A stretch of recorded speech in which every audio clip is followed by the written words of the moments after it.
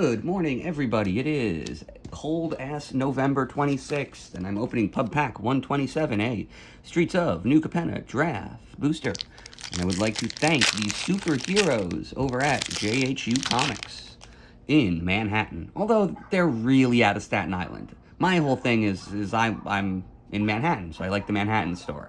I feel like they probably prefer me promoting Staten Island, but I'll never do it. Manhattan, go team. Okay, Dapper Shield mate, light 'em up. Called Dia Strongarm, Crooked Custodian, Case the Joint, Speakeasy Server, and Skycrier goes wah wah. The Cabaretti Initiate.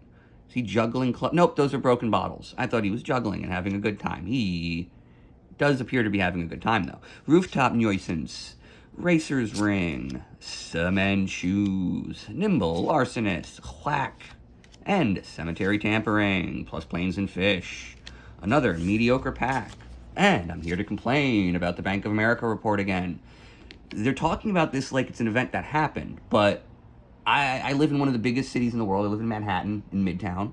There's a Target, and I've been watching Magic the Gathering product move through the Target store. It was always, right, cards were essentially at this little end cap at the end of the aisle, and when you were checking out, you would see them. Now, at a certain point, about, I want to say 2 years ago, the product line for Magic the Gathering sort of expanded based on sales reports, and the aisle was now filled with Magic the Gathering. So now there was all sorts of decks. They were having all of the new product. They had multiple kinds of Commander's decks for like the last 3 series. This was 2 years ago.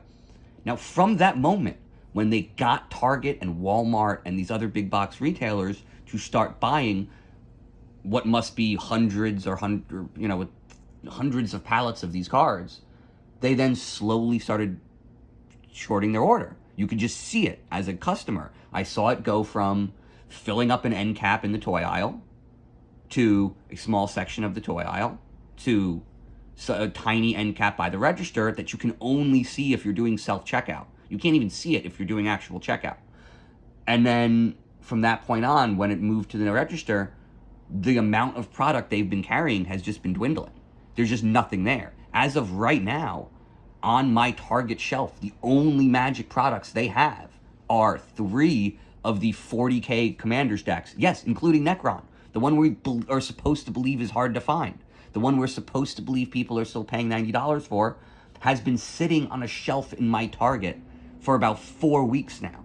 Like, the entire time it's been out, there has been one available at retail, and in the highest traffic retail district in the fucking world almost. That's, I'm assuming Manhattan's pretty popular. No one's buying it. So if this thing is worth $100 on eBay, why would no one buy it at $65 at Target?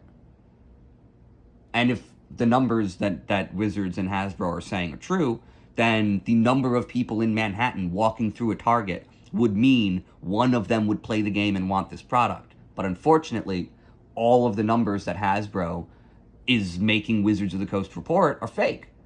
They're using marketing numbers and fake internet nonsense to justify retailers buying a shit ton of product that nobody wanted. Problem is, the retailers found this out about 2 years ago.